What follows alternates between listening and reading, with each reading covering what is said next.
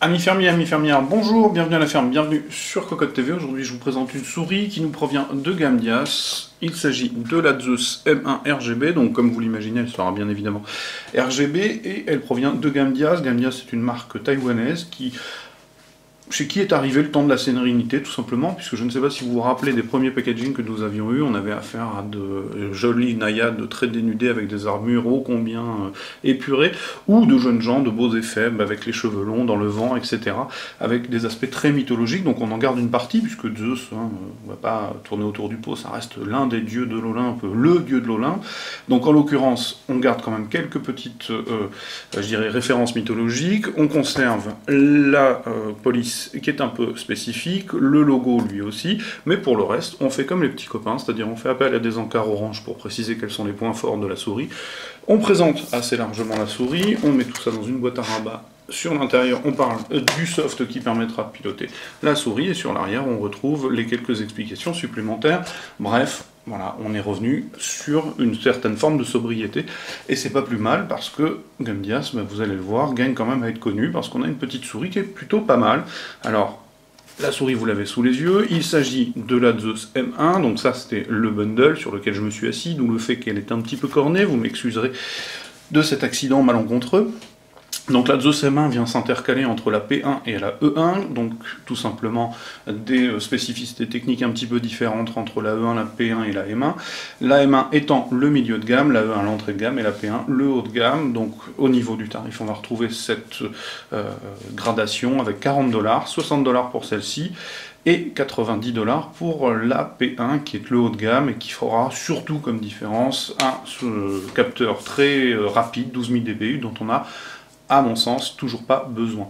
Donc la souris, vous l'avez sous les yeux, la voici, la voilà, c'est une souris plutôt sympathique, elle est bien finie, au niveau de la coque elle est consensuelle, au niveau de l'esthétique elle n'est pas trop chargée, et il y a de bonnes idées. Sur la finition c'est bien, tout est plutôt bien ajusté, vraiment, honnêtement.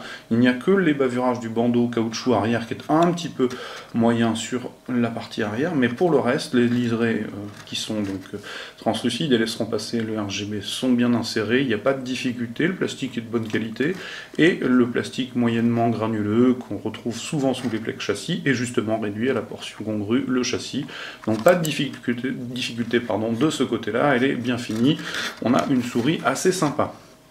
Alors, comme vous le voyez, on a un bandeau de caoutchouc qui fait tout le tour, qui va permettre donc de proposer de l'antidérapage. On va retrouver les deux liserés qui passent. En remontant, vous retrouvez bien évidemment le logo qui chatoie pour l'instant de vert. Les clics forment un seul tenant. Ici, sur l'encart, on va retrouver 3 boutons. On aurait pu penser que la petite pointe allait être un bouton aussi, et ce n'est pas le cas. En fait, c'est un bouton fictif. Donc celui-ci est valable. Et nous avons les deux boutons de montée ou descente des DPI, bien évidemment, ils sont programmables, vous pourrez les affecter à une autre utilisation. La molette, vous l'avez, c'est la molette Gamdias, j'en suis toujours pas fan, tout simplement parce que les crans sont assez peu marqués et finalement ont un peu de jeu, donc ils donnent une sensation caoutchouteuse qui n'est pas exceptionnelle, et le défilement est un peu freiné.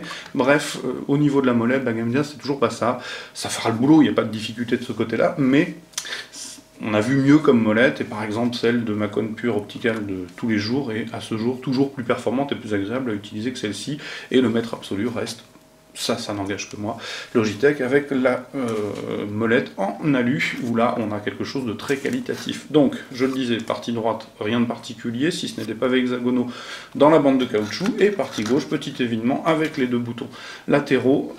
Pour le pouce, très bien placé, puisque j'ai déjà testé un petit peu la souris, honnêtement on a quelque chose qui est assez facile à prendre en main, voire très facile, très consensuel, dans la mesure où elle acceptera aussi bien le finger, le claw, que le palm grip. Alors évidemment, si vous avez des battoirs énormes, ça va forcément avoir peut-être un peu, à peine suffisamment d'espace pour que vous soyez parfaitement à l'aise. Moi j'ai des mains de taille normale, et je suis plutôt bien, quel que soit le type de prise en main. Donc on a quelque chose de sympa. Quand on retourne la souris, on va retrouver bien évidemment les patins.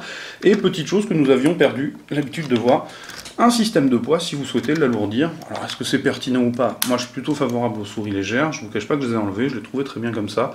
Maintenant, pour ceux qui souhaiteraient avoir une souris plus lourde, eh bien c'est toujours ça le bienvenu. Sachant qu'on ne va pas l'alourdir de non plus plein de kilos, il ne s'agit que de 10 grammes, hein, puisque chaque poids fait 5 grammes. Donc le capteur au centre, alors je vous l'ai dit, le capteur est un optique, 7000 dpi, c'est beaucoup, à mon sens toujours un peu trop. La réalité, c'est qu'il s'agit d'un Navago 3320, si je ne m'abuse, je fais ça de tête, parce qu'il a fallu que je recherche, il n'y avait pas d'informations disponibles sur ce capteur, donc on a quelque chose de plutôt pas mal. Il ne me reste qu'à aborder le chapitre de la glisse, parce que je n'ai pas encore fait, donc je vais aller de ce pas m'en occuper.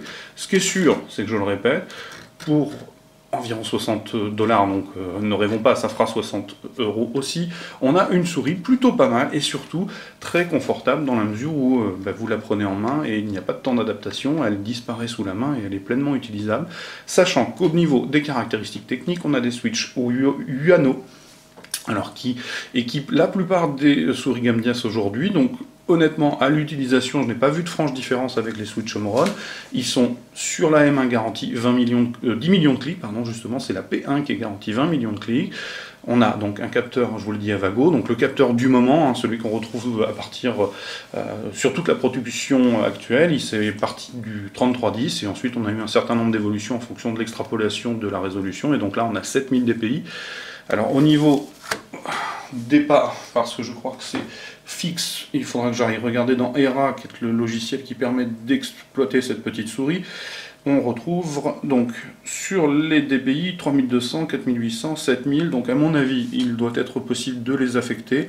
Au niveau des dimensions, on a 118 par 67 par 38,5, le poids donc oscille de 115 à 125 grammes, on repèsera tout ça, les 8 boutons sont programmables bien évidemment. Pulling rate à 1000 Hz, et je pense que j'ai fait le tour, le câble est tressé, vous l'avez vu, un petit peu de RGB, hein, donc plutôt joli au final, avec un USB plaqué or, pour une souris finalement dans la moyenne, avec un tarif relativement doux, à voir si elle peut parvenir à convaincre, en tout cas à l'utilisation, je vous le dis, elle est convaincante. Voilà, il s'agissait de la présentation de la gamme Gamdias Zeus M1 RGB sur Cocotte TV, comme d'habitude je vais vous inviter à venir lire le test écrit qui paraîtra très prochainement, je vous dis comme d'habitude, je vous souhaite comme d'habitude, pardon, une bonne journée, je vous dis au revoir.